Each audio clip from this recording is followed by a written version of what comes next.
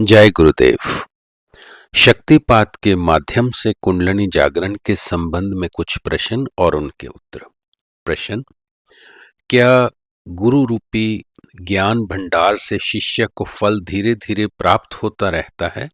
गुरु महाराज: ये तो विषय को समझाने तथा गुरु का महत्व स्थापित करने के लिए साहित्यिक प्रयोग है, अन्यथा प्रत्येक जीव के अंतर में ज्ञान का भंडार है जिसे वह अपने अंदर ही दबाए बैठा है तथा स्वयं ज्ञानी बना घूमता है।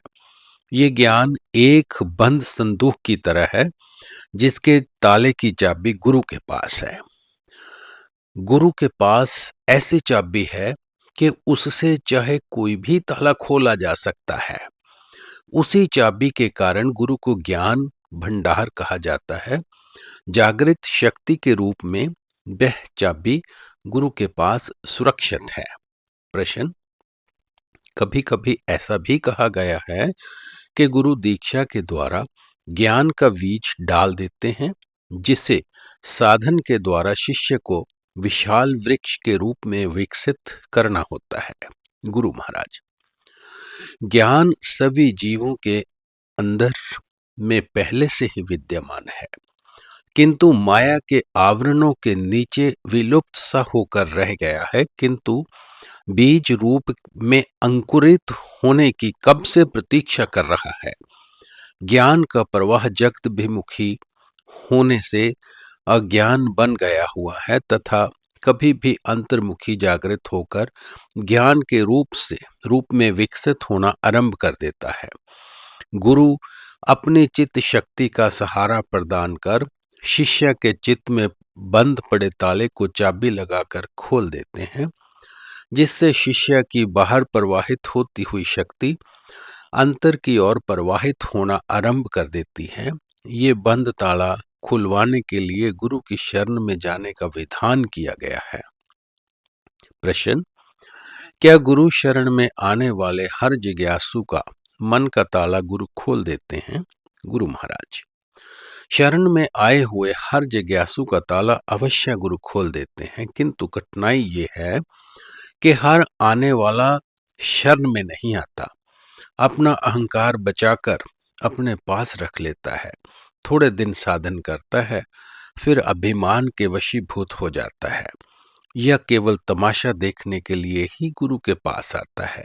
ऐसे अनधिकारी शिष्यों को चाबी लगाकर ताला खोलना वृथा है।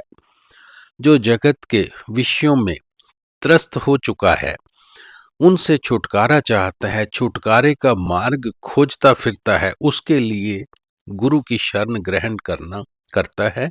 उसकी शक्ति को अंतर्मुखी जागृत करने का कोई अर्थ भी है। शास्त्र में कहा भी गया है कि जो मुक्ति लाभ के लिए शक्ति जागृति का इच्छुक हो, उसे गुरु के पास जाना चाहिए। जिसे मुक्ति लाभ की इच्छा नहीं, यदि वह गुरु के पास चला जाए तो उसका जाना ना जाना एक समान, वह अनधिकारी है। इसके लिए प्रत्येक आए हुए व्यक्ति को जिज्ञासु तथा शरण में आया हुआ मान लेना ठीक नहीं। प्रश्न: लोग जगत कामनाओं की पूर्ति के लिए भी किसी साधना उपासना विशेष की दीक्षा लेते हैं। गुरु महाराज: उसे बाह्य दीक्षा कहा जाता है। उसका फल भी बाहरी तथा नश्वर होता है। उसका आंतरिक दीक्षा से कोई संबंध नहीं। बाहरी दीक्षार्थियों के समक्ष कोई आंतरिक लक्ष्य नहीं होता, न वे जगत के प्रति आसक्ति का त्याग ही करना चाहते हैं। आंतरिक दीक्षा में प्रयत्न साध्य साधनाओं की आवश्यकता नहीं होती।